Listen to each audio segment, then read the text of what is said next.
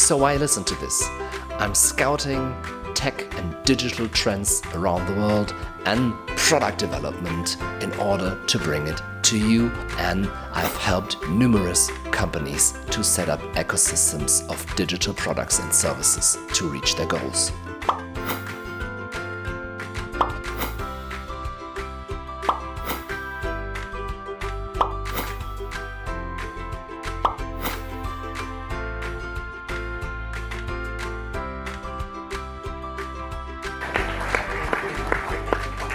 Yeah, thank you very much. The next panel will be about Insurtechs, incumbents and tech companies, and the big question, who is it actually going to make? But before we introduce the experts we could convince to come on stage, a question to you: who of you ever had a phone of Nokia? Okay, 80%. Who still has a Nokia phone? I'm talking like using, not in the basement with still 3 bars. Really? Okay. Okay, that's one. That's very good. You're a romantic. But why do I probably? But why do I come up with the story?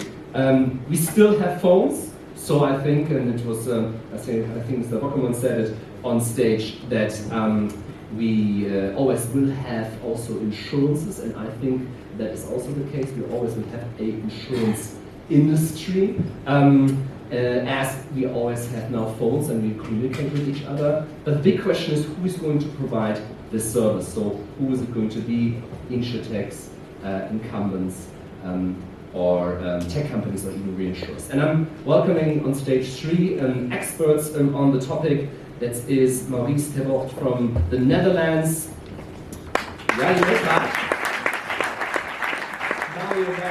From Austria here, and Tibor from Hungary. And I have to honestly say, when Erika proposed the creative idea of leaving a free seat, I had the typical reaction of an insurance person when it was confronted with change. It was like, not like, yeah, let's do it, more like, okay, but she convinced me. I think it's a really cool idea. So who would like to contribute to this discussion here on the hot table? Okay. All right. Okay, come on. And since you have the Nokia, then you may, I think, you deserve it. So,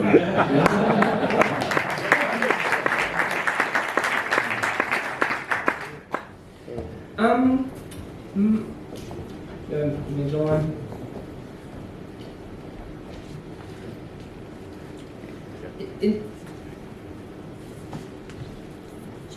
Okay.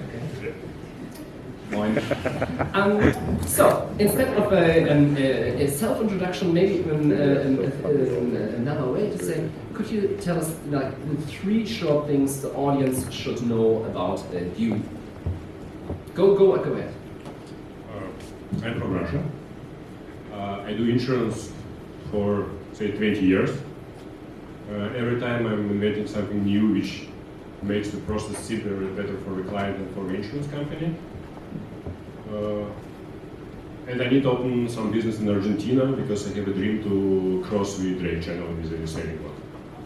Okay, thanks. You all have here microphones, so you don't need to.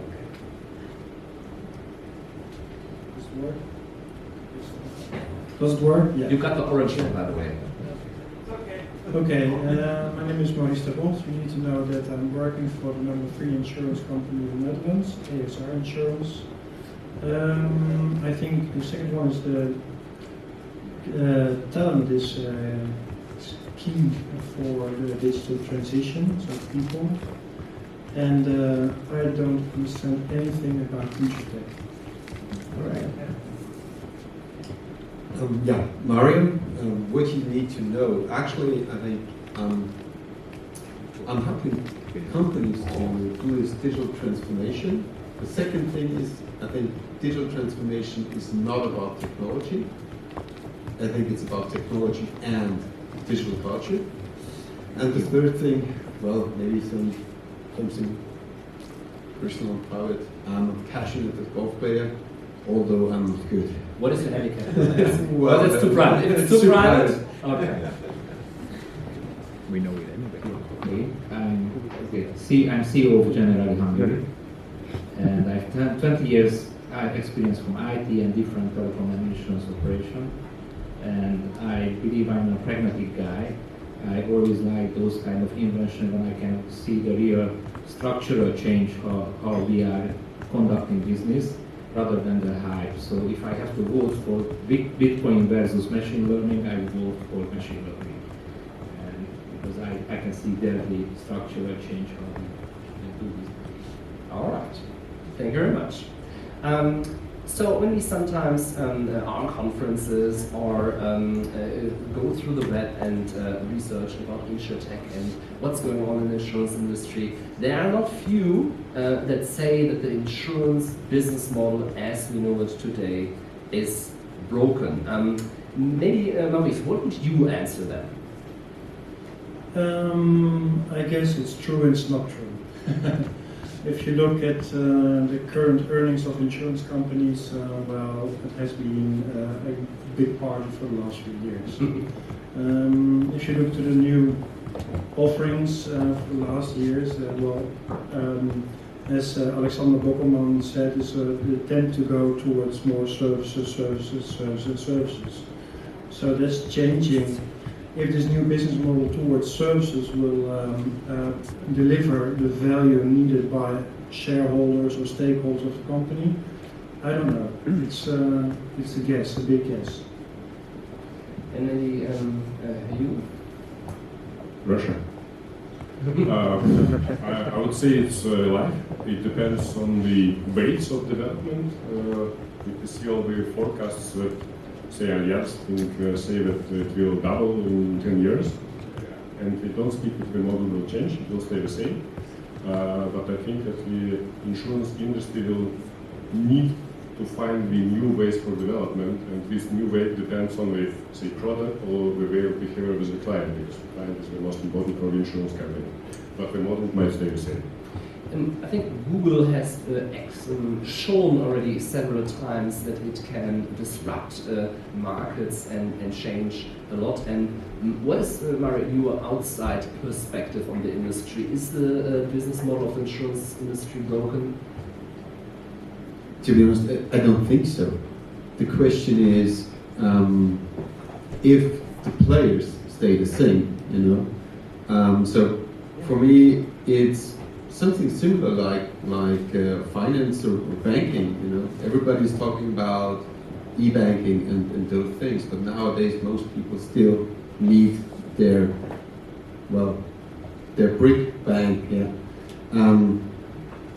I think this will change over the next 5 years, and the question is, are you changing, or are you the one who is disrupted? How are things in Hungary? I think that the core insurance model is not broken. We are selling trust, and I think trust has a good market as long as we are human. So, how we sell trust and how we conduct our business, like the selling processes, the claim management process, these are changing very rapidly. But the core of the business, I think, is not changing. The means how we conduct the business, that is changing. Some people believe that this is a broken business model, but then they probably misunderstand what is the business model of insurance. But when it comes to trust, in Germany, a few weeks ago, a big study was published, and I hate to break the news, since we are all in a good mood right now, that the insurance industry, and especially agents and brokers, are the professionals the lowest respect in society. So how does that fit together with the trust, and does that actually open the industry for new market entrants who have maybe more trust, like Google, Amazon, Uber? So we see this challenge in Hungary as well. Especially in general in Hungary, we have a very successful project that we try to make insurance sexy again. And it's a very challenging, but the core of our business that we are protecting and enhancing people's life. I mean, this is sexy. I mean, this is Superman and Father Christmas together. I mean, what we do, we have to change how we conduct business. Probably certain old style of conducting this business is not sexy again. So we have to digitalize, transform the way we communicate with the customers, use social media, use different means of educating our salespeople. Of course, we have to make the omni-channel. So we cannot say to the customer that the only way to conduct business with us is internet or personal or whatever. We have to be very fluid and transparent how that you can do every different way. But I think probably the problem is how we conducted business that went out of fashion. So, Maurice, you just said the insurance industry has one record year after the other, and this is awesome for us all, I think. But the big question is, record years and change, how does that fit together? Well, that's a hard question. To be true. It's quite difficult, of course, to stimulate innovation or digital transition, when there's a lot of earnings.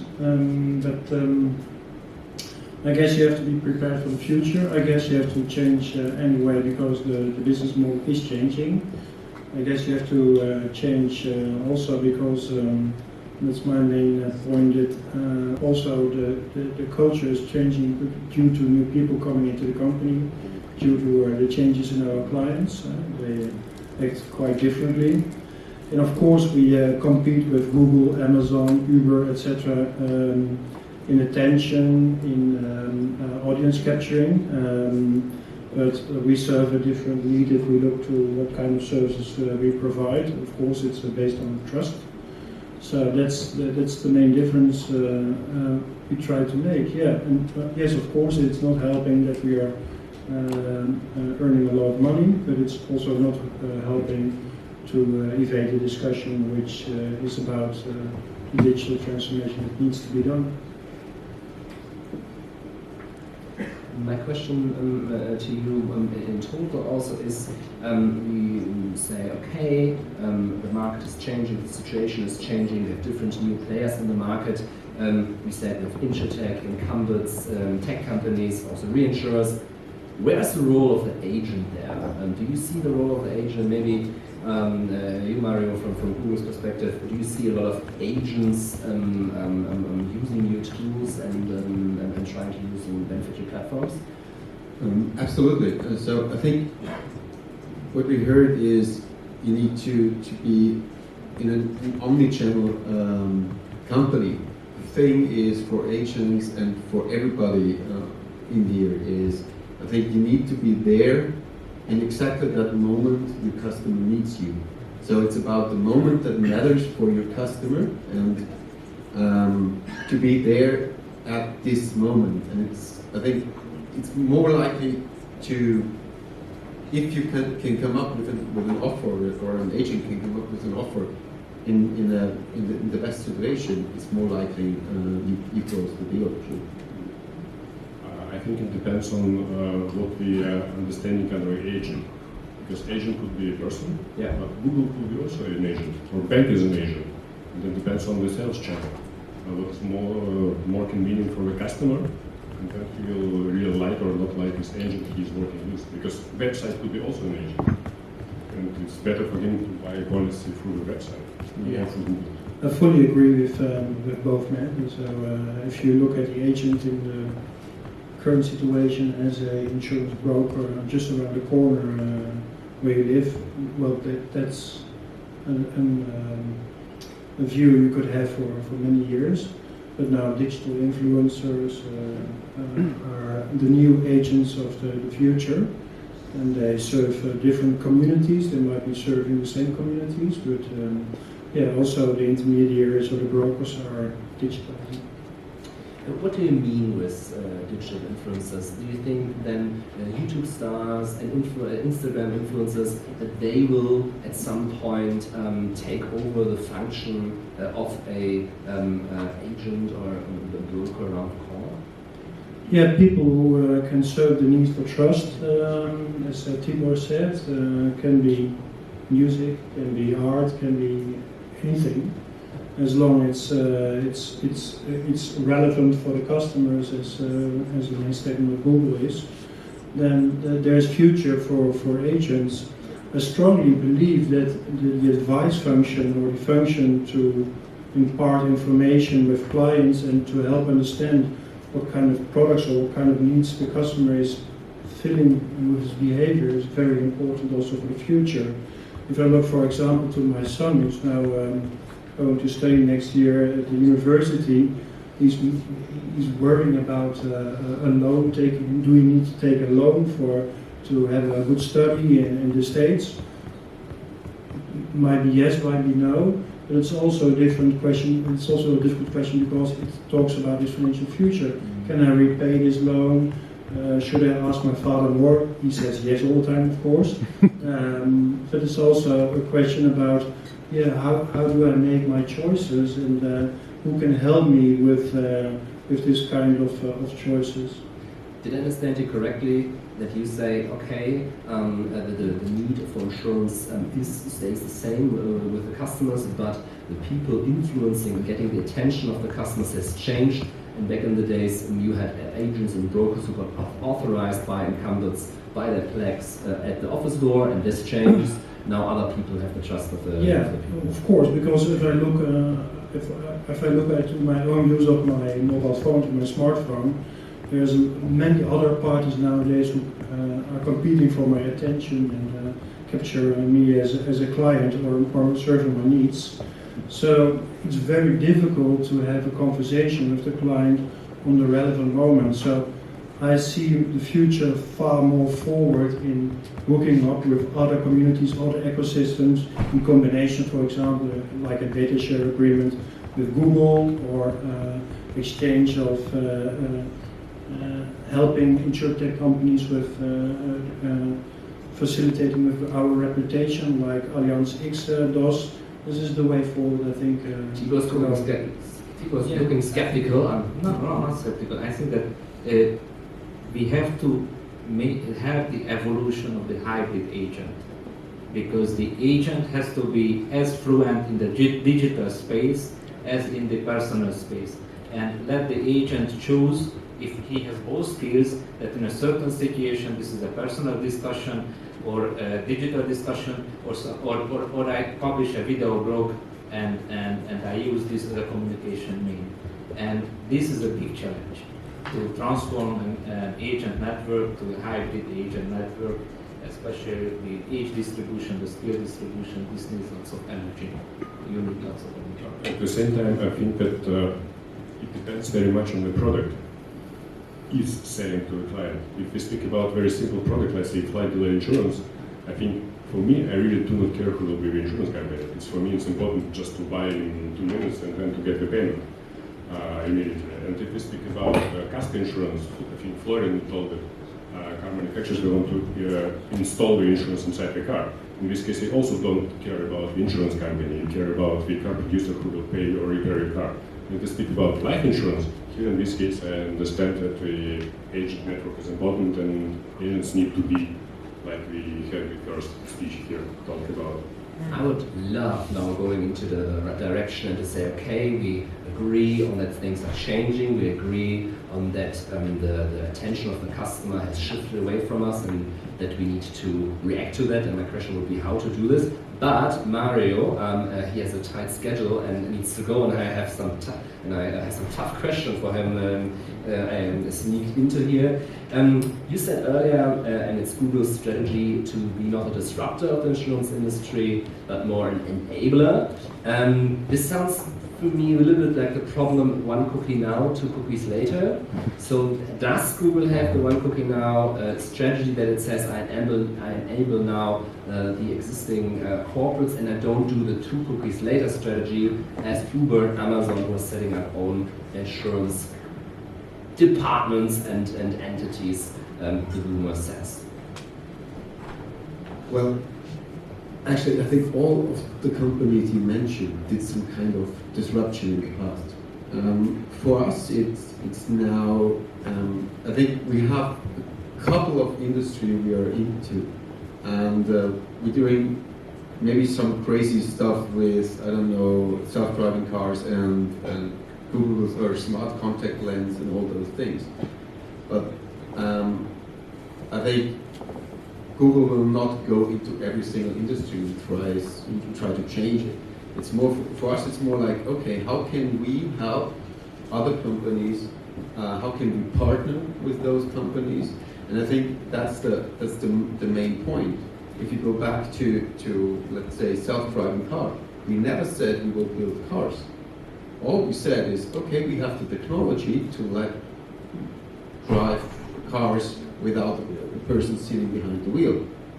And now we are partnering with several automotive brands to make that real. And if you just, in the news were a couple of days ago, there was an article about that. And I think it's the same with insurance, it's the same with banking. It's just, hey, if there's a possibility to partner, why not? If not, well, we might do something other. Right, but I think there were not a lot of bookshops that partnered with Amazon that survived that partnership. So, Sure. so I hope that doesn't happen to us here. Yes. We had a discussion, you guys shared the view that things change, the talent changes, and that the offerings to the customer need to change. And for all participants, maybe incumbent, startup, or a tech company, but how to achieve it? Because the incumbents have the legacy systems, but also the legacy culture. The startups have maybe not all of that, but a lack of customers, and tech companies maybe not the deep understanding of the industry, which can be an advantage but also disadvantage. So how do you guys, do you have concrete stories how you and your companies try to achieve it already today? Yeah, when I started at ASR half a year ago, the discussion was all about technology, the discussion was about operating models, the discussion was about how much money, where and when. I tried to change the discussion towards more, do we have the talent to manage a partnership with Google? Do we have the talent to build self-sustaining digital communities? Do we have the talent aboard, in our boards, to take a different strategic direction if an opportunity comes up for being a lifestyle navigator or other current topics? I guess that's our main discussion right now at the board, is that do we have the talent to go forward?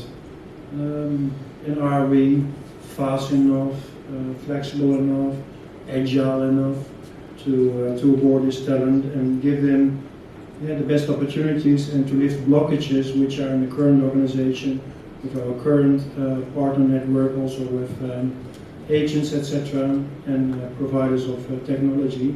That's the main question we right now have. And what did they answer from all your questions? I was very happy to be able to put the question on the table. But I think that's very, very important, because your company is only as good as your people are. And the question nowadays for me is, well, the young people coming out of the universities and working with really fancy technology there, and then you tell them, okay, want to be with us and work with our old legacy technology? And I think that's a very important thing to just get into their shoes. Can you share with the audience maybe and with us, what does Google do beyond the known things to retain also talent and good people and to attract it? Because I think you guys are one of the most popular companies that people want to work for, especially the people with tech background. Well, I think there are many things. There are, well, let's say, I think it's important to treat your people right. That's the one thing. But it's also important to show them how the future could look like and how they, or what they could do to, well, transform the company again. And how do you do it concretely? I mean, I heard, I think it was Google, that they have like, in the beginning of the years, at least they had like every Friday stand-ups with board members, and that said what did we do this week and what we were going to do next week. Do you have a concrete instrument like people from the audience can take home to their department or team or company and say, come, we try this out next week? Yeah, So you mentioned TGIFs. Yeah. True, we have this every single week, and the two founders are on stage and talking about what happened last week and what will happen next week. And I think that's one of the secrets. It's giving trust and getting responsibility back. I think that could be one, maybe even simple thing you could do. Give your people trust, but also ask them for responsibility, self-responsibility, and I think that's something quite easily to do in every single company. Tibor, do you have examples, or what would be your examples from your responsible from Generali in Hungary about steps you guys have undertaken to achieve what we talked about?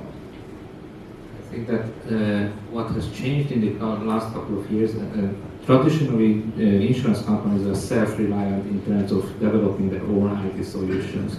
Even if they bought a package solution somewhere 15 years ago, nobody would recognize it because they custom made it like hell.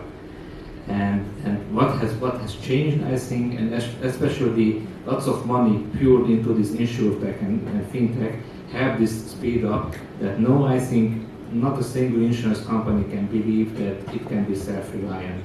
We have to find platforms, partnerships and solutions for certain needs because we simply cannot keep up with this development speed. So we have to rely on Google Suite for communicating with our agents. We have to rely on cloud solutions for certain types of interactions, a mobile solution both from the market. Of course, there are certain core aspects which we still have to keep in-house, but this balance is shifting. We give more and more out, and we rely more and more on best-of-breed solutions from the market. When we talk about the different participants in the market, Insurtech and Incuments and the insurers and tech companies, what is a scenario you can imagine in the near future that entails a situation where actually all are participating or having a certain function in the insurance industry, in the European insurance industry, and which one would, or how would you describe the role of the participants?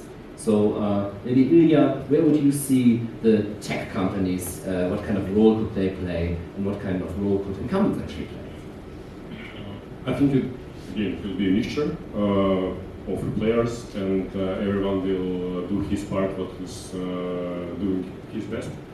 For the tech companies, okay, insurance companies will cover the risk and will have the license and will do all this legal stuff that is not possible for the startups.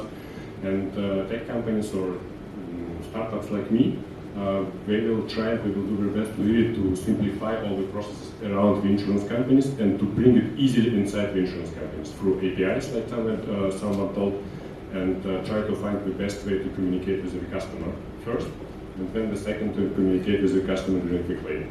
So I mean that I will speak from the side of the startup, and this is the role really to do the best to simplify the life of the insurance company now at the moment, because they are dependent on the insurance companies and the insurance companies startups.